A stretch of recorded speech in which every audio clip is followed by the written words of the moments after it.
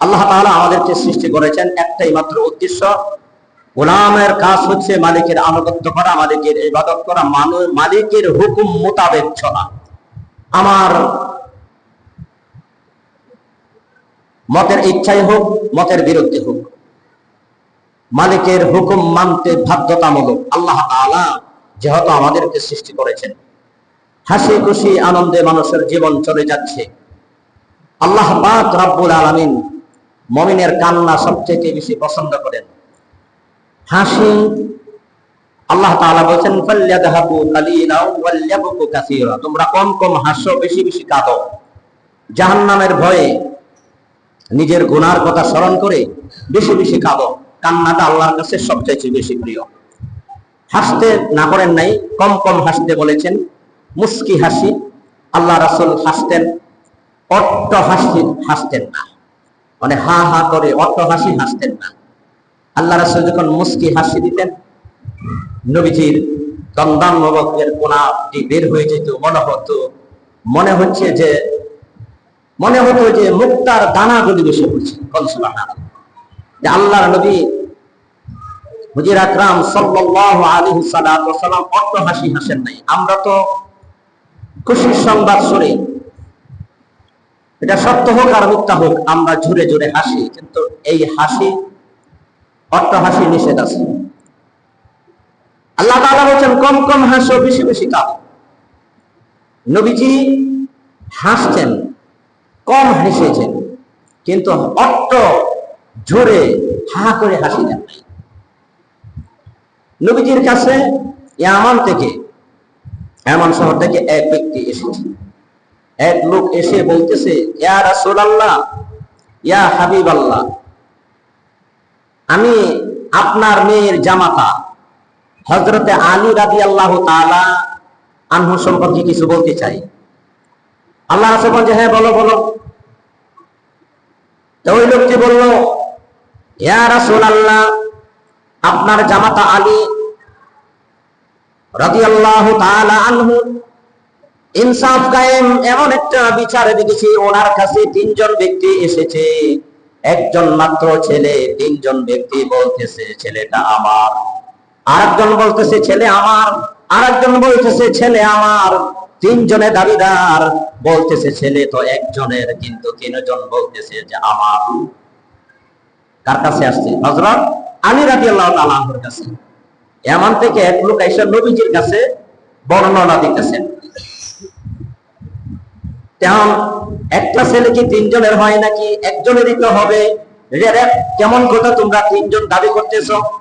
হ্যাঁ আমরা, ছেলে আমার। আরেকজন বলতেছে আমার। হ্যাঁ আলী, আপনি বিচার ফয়সালা করে দিন, ছেলে কিন্তু আমার। এইভাবে তিনজন বলতেছে ছেলে কিন্তু আমার। হযরত আলী রাদিয়াল্লাহু তাআলা বলেন, তিনজনের এক ছেলে কেমন করে হয়? এটা তো হতেই পারে না, এটা কেমন কথা বলো তোমরা? হযরত আলী রাদিয়াল্লাহু তাআলা দুইজনকে আলাদা করলেন, তিনজন থেকে আরেকজন আলাদা করলেন, দুইজনকে সম্বোধন করে বললেন, এই যে একজন দেখতেছো, ছেলেটা তা। তখন ওই দুইজনে বলতেছে, তাহলে আমরা কি? না, ছেলে আমাদের। এটা মেনে নিব না।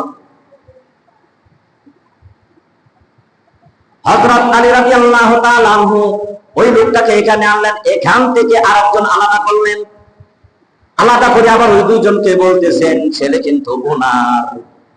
ওই দুইজনে বলতেছে যে না, ছেলে কিন্তু আমাদের, ছেলে আমার। তখন আর বাকি আছে কয়জন? তিনজন থেকে একজন আলাদা করে বলছে ওনার, আবার তিনজন একত্র করে আবার আরেকজন আলাদা করছে। বাকি আছে কয়জন? বুদ্ধি করে বলুন তো, কয়জন বাকি আছে? একজন। ওই একজনকে আলাদা করে বলতেছে ছেলে তার, এই দুজনে বলতেছে যে না, ছেলে আমাদের। হযরত আলী রাদিয়াল্লাহু তাআলা আনহু বিচার ফয়সালা কেমনে দিবেন? যে এখন লটারি হবে, লটারির মাধ্যমে লটারিতে যার নাম আসবে ছেলে তারই হবে, ছেলেটা তারই হবে। তখন লটারি দিয়েছেন একজনের নাম বেসেছে, একজনের নাম বেসেছে, তাকে ছেলে দিয়া দিলেন, লটারিতে তার নাম বাসলো। আর দুইজন তো কিছু পেল না, রাখেন, ছেলে নিয়ে চলে যাবেন না, বিচার কিন্তু শেষ হয় নাই। আপনি ছেলে পেয়েছেন, তারা দুজনে কিছু পান নাই, তাকে কিছু, তাদেরকে আপনি কি দেন, কিছু টাকা দেন, হাদিয়া দিলেন, তাদেরকে কিছু টাকা দেন, আপনি পাবেন ছেলে, তারা পাবে কি টাকা। দুজনকে টাকা দেয়া দিলেন আর উনি ছেলে নিয়ে গেলেন। সুন্দর একটা ইনসাফ ভিত্তিক একটা বিচার করে দিলেন। এই কথাটা যখন নবীজির কাছে আয়েশা বললেন ওই ব্যক্তি, তখন আল্লাহ রাসূল বলছে, হ্যাঁ হযরত আলী সুন্দর বিচারই করেছেন। সুবহানাল্লাহ। আল্লাহ রাসূল হাসছিলেন, দাঁতের কোনাগুলি একটু বের বেশি, মানে অট্ট হাসি হাসেন নাই, মুস্কি হাসতেন। আনতা মাসুম, আল্লাহ রাসূল যখন মুস্কি হাসতেন মনে হতো মুক্তর দানাগুলি বেশি যেত। সুবহানাল্লাহ।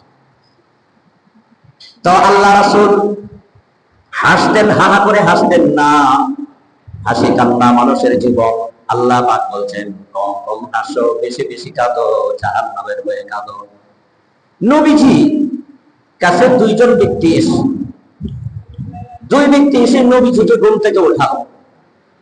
আল্লাহ নবী বলেন, আমি ঘুমিয়েছিলাম, দুইজন ব্যক্তি এসে আমাকে ঘুম থেকে জাগালেন, ঘুম থেকে জাগিয়ে আমাকে নিয়ে যাইতে লাগলেন। যাইতে যাইতে যাইতে যাকে এমন এক সম্প্রদায়, এমন এক জায়গায় গেলেন, এমন এক ব্যক্তিরা কাত হয়ে শোয়া। কিভাবে শোয়া?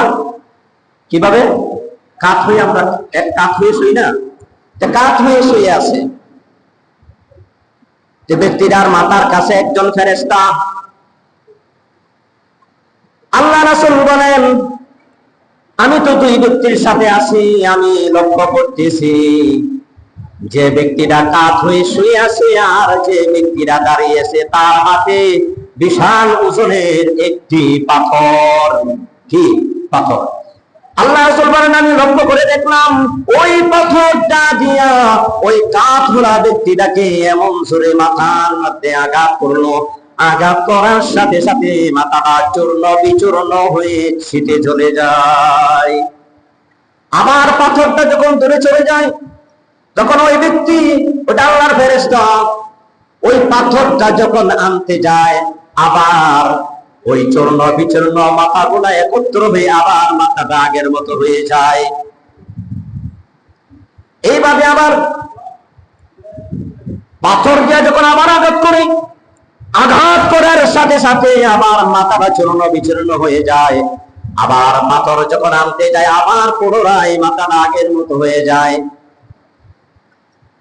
আল্লাহ রাসূল বলেন, যে দুই ব্যক্তির সাথে দাঁড়ানো, এই ব্যক্তিরা কে, তার এমন ভয়ানক আযাব হচ্ছে, পাথর দিয়ে একবার আঘাত করে মাথা চূর্ণ বিচূর্ণ হয়ে দূরে চলে যায়।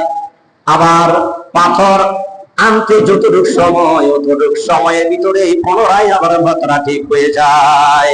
আবার এইভাবে তাকে আবার মাথার মধ্যে আঘাত করে বারবার এরকম শাস্তি তার হচ্ছে। এই ব্যক্তিটাকে নবীজির সাথে দুই ব্যক্তি বলেন, ইনতলিক, চলেন। কি বললেন? ইনতলিক, চলেন চলেন। পরে বলা যাবে, এখন বলা যাবে না, পরে বলবো, চলেন। আল্লাহ রাসূল বলেন, ওই ব্যক্তির সাথে আমি চলতে লাগলাম। চলতে চলতে যখন আর জায়গায় গেলাম, আর এক জায়গায়, এমন এক জায়গায় আমাকে নিয়ে গেলেন, সেখানে গিয়া দেখলাম আর একটা ব্যক্তি সোজা হয়ে শুয়ে আছে। কিভাবে শুয়ে আছে? সোজা হয়ে শুয়ে আছে, চিত হয়ে শুয়ে আছে। একজন ব্যক্তি তার মাথার কাছে বসা, ওই ব্যক্তির হাতে বিশাল আকারের একটা পেরাক। কি? কাঁচি অথবা পেরাক। পেরাক বুঝেন না? বড় লোহা। আল্লাহ রাসূল বলেন, আমি এই ব্যক্তির দিকে তাকিয়ে রইলাম, আর শোয়া অবস্থায় যে ব্যক্তিরা, তার দিকেও তাকিয়ে রইলাম। এই ব্যক্তির, যে ব্যক্তিটা শোয়া অবস্থা আছে, নাক থেকে কপাল পর্যন্ত, কপাল থেকে মুখ পর্যন্ত দুইটা ভাগ। তখন ওই ফেরেশতারা লোহার পেরেকটা দিয়া মুখ থেকে এইভাবে এমন ভাবে জোড়া একটা আছড় দেয়, আছড়টা দেওয়ার সাথে সাথে গালটা এই পর্যন্ত ছিঁড়ে যায়, টলটলে ধার করে রক্ত ঝরছে। আবার নাক থেকে এই পাশে এমন জোরে একটি টান দেয়, টান দেওয়ার সাথে সাথে চামড়াটা ছিঁড়ে উঠে যায় আর রক্ত ঝরঝর করে রক্ত পড়তেছে। আবার চোখ থেকে নিয়ে ওই প্যারাকটা দিয়া আবার যখন এইভাবে চুলে টান দেয়, টান দেওয়ার সাথে সাথে চামড়াটা ছিঁড়ে রক্ত বের হয়। আবার প্যারাকটা দিয়া ডান পাশে চলে আসে, ডান পাশে দিয়া যখন ডান পাশে যখন আসে তখন বাম পাশের ওই 3 জায়গায় যে আঘাত করেছে সেই আঘাত থেকে ঝরঝর করে রক্ত গুলা পড়তেছে। আবার ওই পাশ ঠিক হয়ে গেছে, আগের মতো সুন্দর হয়ে গেছে। ডান পাশে আবার এইভাবে মুখ থেকে গাল থেকে এইভাবে যখন টান দিলেন, টান দেওয়ার সাথে সাথে গালটার সাথে সাথে ছিঁড়ে যায়। আবার নাক থেকে আরেকটা আঁচড় দিলেন, আবার চোখ থেকে আরেকটা আঁচড় দিলেন, এই দিকে 3টা আঁচড় দিলেন। আঁচড় দেওয়ার সাথে সাথে রক্তগুলি ঝরঝর করে পড়তেছে, টলটল করে রক্তগুলা পড়তেছে। আবার বাম পাশে চলে যায়, আবার বাম পাশে যখন যায় আবার এই পাশ ঠিক হয়ে যায়। আবার বাম পাশে গিয়ে প্যারাকটা দিয়া এমন ভাবে জোরে আঘাত করে, আঘাত করার সাথে সাথে এইদিকে বেড়ে যায়। আবার নাক থেকে এইভাবে আঘাত করে, আবার চোখ থেকে এইভাবে 3টা আঘাত করার সাথে সাথে আবার এই দিকে রক্ত টলটল করে রক্ত পড়তেছে। আবার যখন ডান পাশে যায় আবার এই পাশ ঠিক হয়ে যায়, আগের মতন সুন্দর হয়ে যায়। আবার এই পাশে এইভাবে আছড় দেয়, এইভাবে তার শাস্তি হইতেছে। আল্লাহ রাসূল বলেন, এই লোকটা কি, তার এমন শাস্তি ভাই হচ্ছে কেন? ওই 2 ব্যক্তি বলতেছে, ইনতালিক, চলেন চলেন, সামনে চলেন। কোথায় চলেন? সামনে চলুন। কয় ব্যক্তি গেল? কাত হয়ে শুয়ে আছে, আর এক ব্যক্তি চিত হয়ে শুয়ে আছে। 2 ব্যক্তির 2 ধরনের আঘাত হচ্ছে। 2 ব্যক্তি গেল। আল্লাহ রাসূল বলেন, আমি যখন ওই 2 ব্যক্তির সাথে রওনা হলাম সামনে, তারা বলছে ইনতালিক, চলেন, সামনের দিকে চলেন। সামনে যাই, সামনে যাইতে যাইতে আমি দেখতে পেলাম একটা রক্তের নদী। কিসের নদী? রক্তের নদী। সে রক্তের নদীর মধ্যে একটি লোক সাঁতার কাটতেছে, সাঁতার কেটে রক্ত দিয়া সাঁতার কেটে কেটে যখন পারে আসে, ওই পারে আর একটা ব্যক্তি বিশাল আকারের একটা পাথর নিয়ে দাঁড়ায় আছে। ওই রক্তের নদীর পারে যখন লোকটা সাঁতার কেটে চলে আসে, তখন ওই আপনার নদীর পারের ব্যক্তিটা পাথর দিয়া এমন জোরে আঘাত করে বুকের মধ্যে, আবার ওই ব্যক্তিটা নদীর মাঝখানে চলে যায়। এইভাবে যখন শাস্তি হইতেছে, আবার সাঁতার কেটে কষ্ট করে যখন আবার কিনারে আসে, আবার পাথর মারে, আবার নদীর মাঝখানে চলে যায়। এইভাবে রক্তের নদীর মধ্যে তার এই ধরনের শাস্তি হচ্ছে। আল্লাহ রাসূল বলেন, ভাই, এই লোকটাকে রক্তের নদীর মধ্যে তার এই ধরনের শাস্তি কেন হচ্ছে? সাথে 2 জন বলে, ইনতালিক, সামনে চলুন। কোথায় চলেন? সামনে চলেন। লোক কয়জন গেছে? 3 জন। সামনে যাইতে যেতে আল্লাহ রাসূল বলেন, আমি দেখতে পেলাম এমন এক জায়গায় আমাকে নিয়ে গেল। সেই জায়গার মাধ্যমে একটি আগুনের চুলা, মুখটা অতি চিকন, কিন্তু তার পেট, চুলার ভিতরটা অনেক প্রশস্ত। আপনারা হোটেলে অনেক চুলা দেখেছেন যে তন্তু রুটি বানায়, মুখটা চিপা আর ভিতরে প্রশস্ত থাকে, ভিতরে অনেক বড় থাকে। আল্লাহ রাসূল বলেন, এরকম মুখটা চিকন, ভিতরে অনেক প্রশস্ত, আর ভিতর থেকে যেমন চিৎকারের আওয়াজ আসতেছে। কারা জানি চিৎকার করতেছে, কিছু নারী এবং কিছু পুরুষের চিৎকার শুনতেছেন। আল্লাহ রাসূল কাছে গেলেন, যাওয়ার পরে যখন চুলার মুখ দিয়ে তাকাইলেন, দেখলেন উলঙ্গ কিছু নারী পুরুষ, উলঙ্গ কিছু নারী এবং পুরুষ, লেংটি পরানো। কি পরানো? হ্যাঁ, লেংটি পরানো। মেয়েদের পরানো লেংটি আর পুরুষের পরানো লেংটি। সেই চুলার ভিতরে আগুন ধাও ধাও করে জ্বলতেছে। আর আগুনের শীষগুলি যখন উপর দিকে উঠে, আগুন যখন উপরের দিকে উঠে, আগুনের শীষের সাথে সাথে ওই নারী এবং পুরুষটি উপর দিকে উঠে, আবার আগুন নিচ দিকে যখন তারা বের হতে চায়, আবার আগুন নিচে চলে যায়, আগুনের সাথে আবার ওই লোকগুলা নিচে চলে যায়।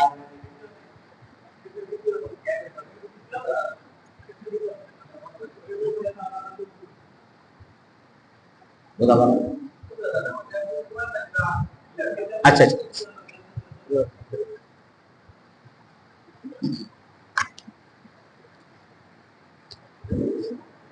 যে বলতেছিলাম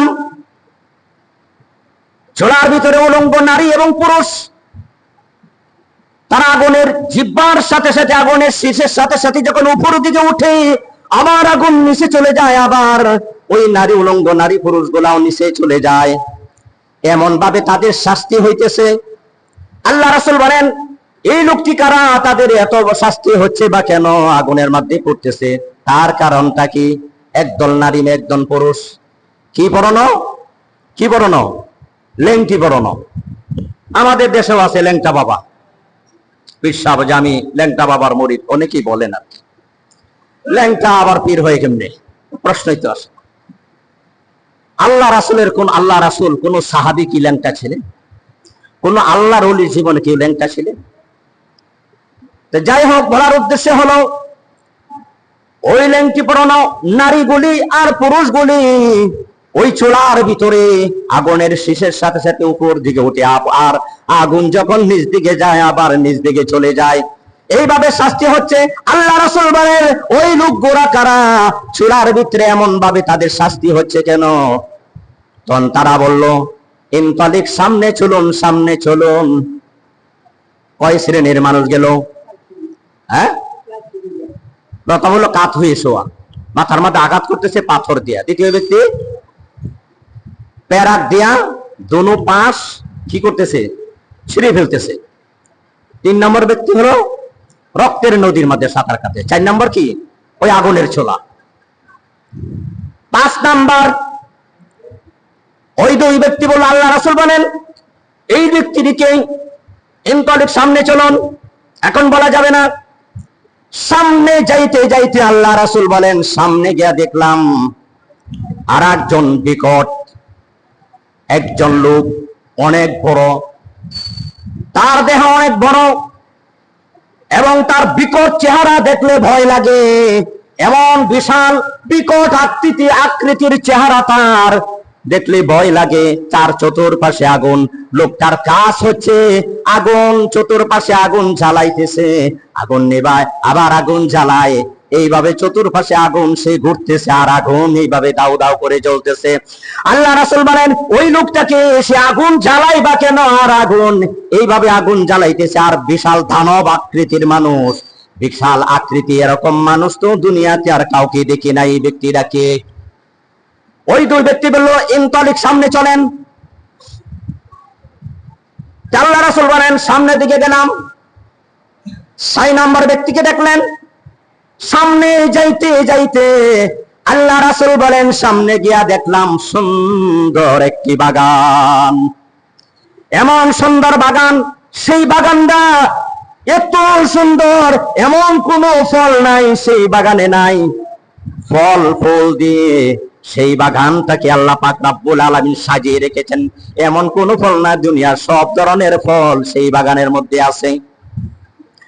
আর সেই বাগানের মধ্যে উঁচা একটা লোক, বিশাল আকৃতির দেহ, এমন সুন্দর তার চেহারা, এমন সুন্দর তার চেহারা, কিন্তু অনেক উঁচা, তার চেহারা দেখা যায় না। আল্লাহ রাসূল বলেন, আমি এইভাবে উপর দিকে তখন তাকাইলাম, কিন্তু তার চেহারা অনেক উপরে, দেখা যাইতে চায় না। মানে এমন উপরে, এত লম্বা সেই বাগান, এই লোকটা এত বড়, আর চারপাশে কিছু ছোট ছোট লোক, কিছু বাচ্চা চতুর্পাশে ঘুরতেছে, আর ওই বাগানের ফল ফুলগুলি খাইতেছে। কোন সুবহানাল্লাহ। বাগানের চতুর্পাশে যে লোকটা ঘুরতেছে, ওই ছেলেগুলি ঘুরতেছে, আর সেই বিশাল আপনার দেহের উঁচা লম্বা লোকটা দাঁড়িয়ে আছে, আর তাদেরকে চতুর্পাশে ঘুরতেছে ওই ছেলেরা। আল্লাহ রাসূল বলেন, এই লোকটাকে এত লম্বা, এত উঁচা, এত সুন্দর চেহারা। ওই দুই ব্যক্তি বলে ইনতালিক, সামনে চলুন, সামনে চলুন। কয় ব্যক্তি গেল? 6 জন। মনে রাখবেন, হাদিসটা অনেক লম্বা, একটা হাদিস, এটা একটা হাদিস। হাদিসেও কিন্তু ঘটনা আছে, আজগবি ঘটনা, এটা হাদিসের ঘটনা। আবার সামনে চলতে লাগলেন। যাইতে যাইতে আল্লাহ রাসূল বলেন, আমি গিয়া দেখলাম সেখানে একটা আরেকটি বাগান। কি যা দেখলেন? আরেকটা বাগান, সেখানে একটা বিশাল বিশাল বড় একটি গাছ, এমন উঁচা গাছ। আল্লাহ রাসূল বলে, আমার জীবনে দেখি নাই এমন সুন্দর, এত উঁচা লম্বা একটি গাছ। কি গাছ? অনেক লম্বা, অনেক উঁচা গাছটা। ওই দুই ব্যক্তি বলতেছে, গাছে উঠুন। আমি কি গাছে উঠবো? যে হ্যাঁ, গাছে উঠুন। আল্লাহ রাসূল বলেন, আমি গাছে উঠতে লাগলাম। উঠতে উঠতে উঠতে যখন উপরের দিকে উঠতে লাগলাম, যত উপরে উঠি, যখন উঠতে উঠতে গাছের উপরে যখন উঠলাম, গাছের উপরের দিকে তাকাইয়া দেখি বিশাল বড় একটি শহর। কোন সুবহানাল্লাহ! বাগানের মধ্যে গাছ, গাছের উপরে শহর। মিন যাহাবিন ফিদ্দা। আল্লাহ রাসূল বলেন, এটা তো সাধারণ শহর নয়, এটা সাধারণ শহর নয়। এই শহরের মধ্যে যে বিল্ডিং গুলো আছে, প্রত্যেকটা বিল্ডিং রূপা এবং ইট দিয়া বাঁধানো। কোন সুবহানাল্লাহ! এরা মানে কি মণিমুক্তা দিয়া সাজানো, এক একটা প্রাসাদ, বিশাল বড় বড় প্রাসাদ, বিশাল বড় একটা শহর। আল্লাহ রাসূল বলতেছেন, বাগানের উপরে গাছ, গাছের উপরে কি দেখলেন? বিশাল শহর। শহরটা কিসের? মণিমুক্তা এবং রূপ্য এবং স্বর্ণের ইট দ্বারা সেটা গাঁথুনি। সুবহানাল্লাহ! নবীজি বললেন, আমি তাকায় রইলাম ওই শহরের দিকে। ওই শহরের মাঝখানে দেখলাম এমন একটা প্রাসাদ, এমন একটা বিল্ডিং, এমন একটা প্রাসাদ, এমন একটা বাড়ি, যে বাড়িটা এত সুন্দর এটা কল্পনাও করা যায় না। হীরা মানে কি মণিমুক্তা দ্বারা তৈরি এই প্রাসাদটা। আল্লাহ রাসূল বলেন, এই যে এত সুন্দর প্রাসাদ দেখতেছি, প্রাসাদটা কার? সুবহানাল্লাহ বলার জন্য রেডি হন। এত সুন্দর প্রাসাদ, এটা কার? আল্লাহ রাসূল ওই দুই ব্যক্তি বললেন, নবীজি যখন প্রশ্ন করলেন, এই প্রাসাদ, এত সুন্দর প্রাসাদ আল্লাহ পাক রব্বুল আলামিন কার জন্য নির্মাণ করে রেখেছেন? ওই দুই ব্যক্তি বলে যে এই প্রাসাদটা হচ্ছে আপনার। কোন সুবহানাল্লাহ! এই প্রাসাদ আপনার। আল্লাহ রাসূল বলেন, তাহলে আমাকে ছেড়ে দাও, আমি আমার প্রাসাদে, আমি আমার বাড়িতে চলে যাই, আমার প্রাসাদে আমি গিয়ে রেস্ট নিয়ে আরাম করি। না না, এখনো সময় হয় নাই। এই প্রাসাদের নাম কি? জান্নাতুল আদ। এই প্রাসাদের নাম, এটা জান্নাত, জান্নাতুল আদনিন তাজরি মিন তাহতিহাল আনহার। সুবহানাল্লাহ! জান্নাতুল আদ অর্থাৎ এখন না, আপনি তো এখনো মরেন নাই, এখন আপনার ইন্তেকাল হয় নাই, ইন্তেকালের পরে ওইটা পাবেন। কোন সুবহানাল্লাহ! যাই হোক, সেখানেই দেখতে পেলেন আর একদল লোক। কি দেখতে পেলেন? আর একদল লোক। ওই লোকগুলার ডাইন পাশ, এক পাশ এত সুন্দর আকৃতির চেহারা, দুনিয়ার কোন মানুষের চেহারা এমন সুন্দর হতে পারে না। এক পাশ এমন সুন্দর, আর একটি পাশ কালো, কুৎসিত, বিশ্রী চেহারা। চেহারার নাক থেকে নিয়ে এক পাশ কি খুব সুন্দর, চায়ে থাকতে মন চায়, আর একটা পাশ কি কালো, কুৎসিত, বিশ্রী। তখন ওই দুই ব্যক্তি বলতেছে, জান জান, ওই ব্যক্তিদেরকে বলতেছে যাদের এক পাশ সুন্দর আর এক পাশ কালো, কুৎসিত, তাদেরকে বলতেছে, সামনে একটা নদী, সামনে কি ওই নদীর মধ্যে ডুব দাও। নদীর মধ্যে ডুব দেওয়ার সাথে সাথে দুনো পাশ ওই পাশের মতন কালো, কুৎসিত চেহারাটাও সুন্দর হয়ে যায়। সুবহানাল্লাহ! আল্লাহ রাসূল বলেন, আপনারাই বা কে আমাকে ঘুম থেকে জাগরণ করে 7 শ্রেণীর মানুষ আমাদেরকে দেখালেন, কিন্তু কিছুই বললেন না ওরা কারা, এই লোকটিকে। পরে পরে না, এখন আগে জবাব দেন। এই যে এতক্ষণ যে দেখালেন ওরা কারা আর আপনারাই বা কারা? তো এই দুই ব্যক্তি বলতেছে, একজন বলতেছে আমি হলাম আল্লাহর ফেরেশতা জিব্রাইল, আর আমার সাথে যিনি উনি হলেন হযরত মিকাইল। সুবহানাল্লাহ। একজন জিব্রাইল আর একজন মিকাইল স্বপ্নের মাধ্যমে নবীজিকে দেখালেন 7 শ্রেণীর মানুষ। আল্লাহ রাসূল বললেন, প্রথম যে দেখলাম এর ব্যাখ্যা বলুন। আমি তো কিছুই বুঝলাম না, যতবার প্রশ্ন করলাম বারবার বললেন সামনে চলুন, কিন্তু এখন এর ব্যাখ্যা দিন। আমি অতি সংক্ষেপে বলতেছি, কারণ এটি ব্যাখ্যা দিতে গেলে ঘন্টাও শেষ হবে না। আমি শুধু নামগুলি বলে যাচ্ছি, সময় কম।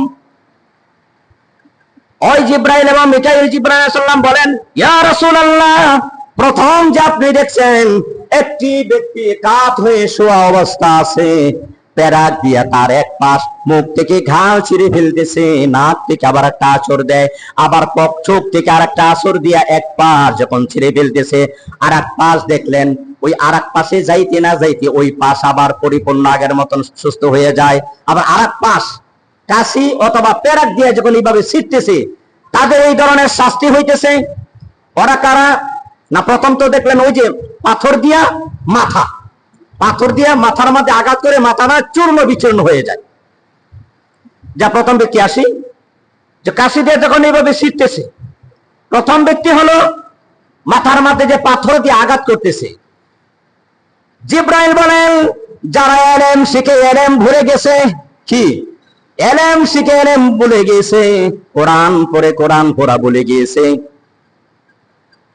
অনেক হাবেস সাবরা আছে কোরআন ভুলে যায়, তেলাওয়াত নাই, রমজান ছাড়া তেলাওয়াত করে না। আমাদের মা বোনেরাও আছে, অনেক ভাইয়েরা আছে রমজান ছাড়া কোরআন শরীফ আর চিনেই না, রমজান আসলে কোরআনে হাত দেয়, সারা বছর আর কোরআনে হাত দেয় না। ঠিক না বেঠিক? আবার অনেকে কোরআন শরীফ মসজিদে রেখে যায়, মসজিদে থাকে, রমজান মাস যখন আসে কোরআন শরীফ নিয়ে যায়। জিবরাইল আলাইহিস সালাম বলেন, যারা কোরআন পড়ে ভুলে গিয়েছে। এখানে আরেক ব্যক্তিকে আনা হয়েছে, যারা দুনিয়াতে নামাজ পড়ে নাই। কি পড়ে নাই? নামাজ পড়ে নাই, অহংকার করিয়া চলছে, মাথা উঁচু করিয়া চলছে, আল্লাহর কাছে মাথা ঝুঁকায় নাই, মাথা নিচু করে নাই, আল্লাহর হুকুম বিধান পালন করে নাই, নামাজ পড়ে নাই, এলেম শিখিয়া ভুলিয়া গেছে। তাদের এই ধরনের শাস্তি হচ্ছে। আল্লাহ রাসূল বললেন, কতদিন শাস্তি হবে? কিয়ামত পর্যন্ত তাদের এই ধরনের শাস্তি হতেই থাকবে কিয়ামত পর্যন্ত। নাউযুবিল্লাহ। দ্বিতীয় ব্যক্তির ব্যাখ্যা হলো যে তাকে দেখলাম মুখ থেকে পেরাক দিয়ে ছিঁড়ে ফেলতেছে, এক গাল ছিঁড়ে ফেলেছে, নাক থেকে এদিকে ছিঁড়ে ফেলেছে, চোখ থেকে এইদিকে ছিঁড়ে ফেলেছে, আবার যখন বাম দিকে যায় ওই দিকে ছিঁড়ে আবার ওই পাশ ভালো হয়ে যায়। তার এই ধরনের শাস্তি হচ্ছে। ওই ব্যক্তি হচ্ছে মিথ্যাবাদী, যে কথায় কথায় মিথ্যা কথা বলে, সকাল বেলা তার ঘুম ভাঙ্গার পর থেকে মিথ্যা, সারাদিন মিথ্যা কথা বলে বেড়ায়। কি বলে? মিথ্যা কথা বলে। এমন মিথ্যা কথা বলে মিথ্যাটাও অনেক সময় সত্য হয়ে যায়, সত্যটাও মিথ্যা হয়ে যায়। মিথ্যার কারণে সমাজের বুকে সে ভালো, সমাজের কাছে ভালো, অথবা নেতা অথবা ভালো মানুষ, কিন্তু এমন ভাবে সে মিথ্যা কথা বলে, এই মিথ্যা বলার কারণে কিয়ামত পর্যন্ত তার গালগুলি ওই পেরাক দিয়ে এইভাবে ছিড়ানো হবে। 3টা আঁচড় দিছে, এক পাশ 3 আঁচড় রাখবা। এই শাস্তি কতক্ষণ হবে? এই মিথ্যাবাদীর শাস্তি কিয়ামত পর্যন্ত হবে। নাউযুবিল্লাহ। আল্লাহ তাআলা আমাদেরকে মিথ্যা থেকে বাঁচার তৌফিক দান করে, বলেন আমিন। তৃতীয় ব্যক্তি কি মনে আছে? রক্তের নদী। কিসের নদী? রক্তের নদীর মধ্যে লোকটা সাঁতার কাটতেছে, সাঁতার কাটতে কাটতে যখন আবার কিনারে পারে চলে আসে, আবার আর এক ব্যক্তি পাথর দিয়ে আঘাত করে তাকে আবার নদীর মাঝখানে সরাইয়া দেয়। ওই ব্যক্তিরা কি? ওরা কারা?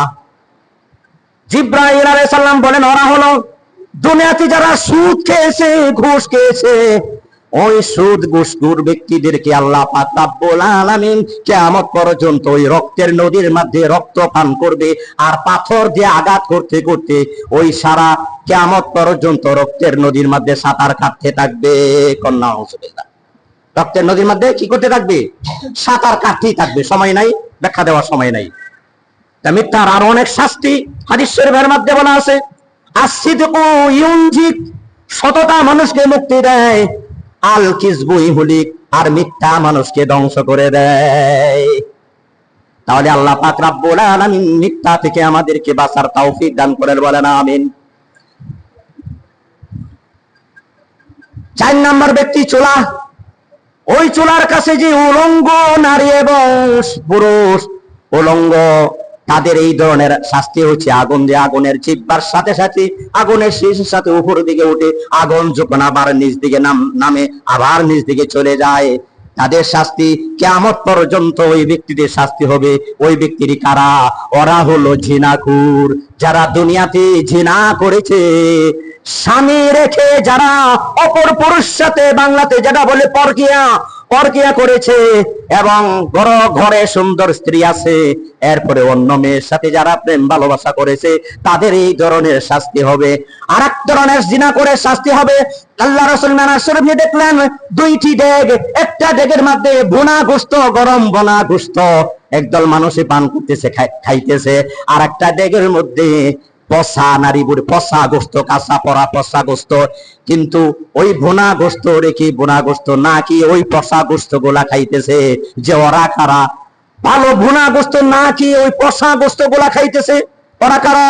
ওরাই হলো জিনাকুর, যারা স্বামী রেখে পরপুরুষের সাথে আপনার পরকিয়া করে, আর যে পুরুষ নিজের ঘরে স্ত্রী রেখে অপর নারীর সাথে কি করে পরকিয়া করে, তাদের এই ধরনের শাস্তি কিয়ামত পর্যন্ত হবে। নাউযুবিল্লাহ। আল্লাহ পাক রব্বুল আলামিন এই জিনা থেকে আল্লাহ পাক আমাদেরকে হেফাজত করুন, বলেন আমিন। 5 নম্বর ব্যক্তি নাম বলে শেষ করে দেই। 5 নম্বর ব্যক্তি হচ্ছে যে ব্যক্তি চতুর্পাশে আগুন ধরাচ্ছে আর ঘুরতেছে। ওই ব্যক্তি হচ্ছে জিবরাইল আলাইহিস সালাম বলেন উনি হলো জাহান্নামের ফেরেশতা মালিক। জাহান্নামের মালিক ফেরেশতা, জাহান্নামের মালিক মালিক ফেরেশতা, তার নাম হলো মালিক ফেরেশতা। তার জীবনে কোনোদিন হাসে নাই, কারণ জাহান্নামের আগুন এত ভয়াবহ। ওই ফেরেশতার জীবনে কোনোদিন হাসি দেন নাই, সেটা হলো মালিক ফেরেশতা।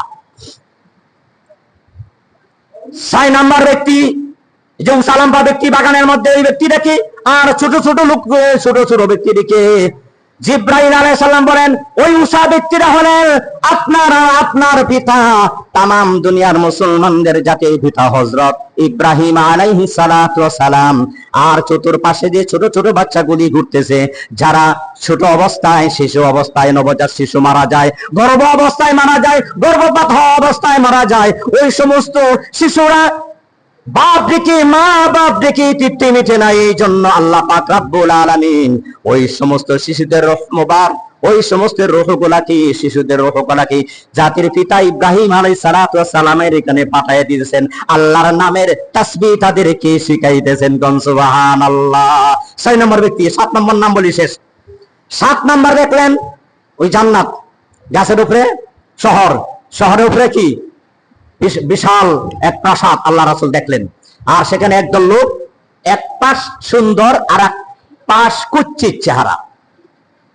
এই ব্যক্তিকে নদীর মাঝে ডুব দেওয়ার সাথে সাথে আবার এক পাশ ওই সুন্দর, ওই পাশের মতন সুন্দর হয়ে গেছে। জিবরাইল আলাইহিস সালাম বলেন ওই লোকটি হলো যারা দুনিয়াতে কিছু নেক আমল করে আবার কিছু পাপ করে। কি করে? ওই নেক আমল করার কারণে তার একটা সাইট এত সুন্দর, কারণ আমলটা হচ্ছে নূর। মানুষের নেক আমলটা হচ্ছে নূর, কি আলো। এই নেক আমলের নূর দিয়া কিয়ামতের ময়দানে ফুলসরাতের ফুল ফাল হবে। কোন সুবহানাল্লাহ। আর বদ আমল, পাপ হলো অন্ধকার, এটা হলো অন্ধকার। আর এক পাশে কুচ্ছিত চেহারা। তওবা করলে আল্লাহ পাক রব্বুল আলামিন মানুষ ভালো হয়ে যায়, আল্লাহ পাক রব্বুল আলামিন গুনাহগুলি মোচন করে দেন। ওই নদীতে ডুব দেওয়ার সাথে সাথে আল্লাহ পাক রব্বুল আলামিন পুরনায় ওই সুন্দর এক পাশের আকৃতি চেহারা, সুন্দর চেহারাটা, ওই চেহারাটাও সুন্দর করে দিলেন। কোন সুবহানাল্লাহ। এই শাস্ত্রের মানুষের মধ্যে 4টা জিনিস আল্লাহ তাআলা আমরা যেন বিরত থাকতে পারি। 1 নম্বর কি বললাম? ওই যে নামাজ তরক্ষারি আর কোরআন পড়ে যে ব্যক্তি বলে যায় তার শাস্তি হবে কি? পাথর দিয়া কিয়ামত পর্যন্ত মাথাটা চূর্ণ বিচূর্ণ করবে। আর মিথ্যাবাদীর শাস্তি কি? প্যারাক দিয়া এইভাবে ছিড়বে, এই পাশও ছিড়বে, এই পাশে আসবে, এই পাশ ভালো হবে, এই পাশে আসবে, ওই পাশে আবার ভালো হবে। কিয়ামত পর্যন্ত এই ধরনের মিথ্যা কথা যারা বলবে তাদের এই ধরনের শাস্তি হবে। আর 3 নম্বর কি বললাম? নামটি বলে দিই। 3 নম্বর কি বললাম? ওই রক্তের নদী, যারা সুদ ঘুষ খাবে তাদের শাস্তি কিয়ামত পর্যন্ত এই রক্তের নদী থাকবে। 4 নম্বর যারা জিনাকুর, ওই আগুনের চুলার মাধ্যমে জ্বলবে, আগুনের শীষের সাথে উপর দিকে উঠবে, আবার নিচ দিকে, কিয়ামত পর্যন্ত এই ধরনের শাস্তি হবে। বিচারের পরে তো শাস্তি আছেই, এটি হলো মানে হিসাবের আগেই শাস্তি। এরপরে 5 নম্বর কি বললাম? আপনার ওই জাহান্নামের মালিক ফেরেশতা আগুন জ্বালাইতেছে, আবার আগুন নিবাইতেছে। 6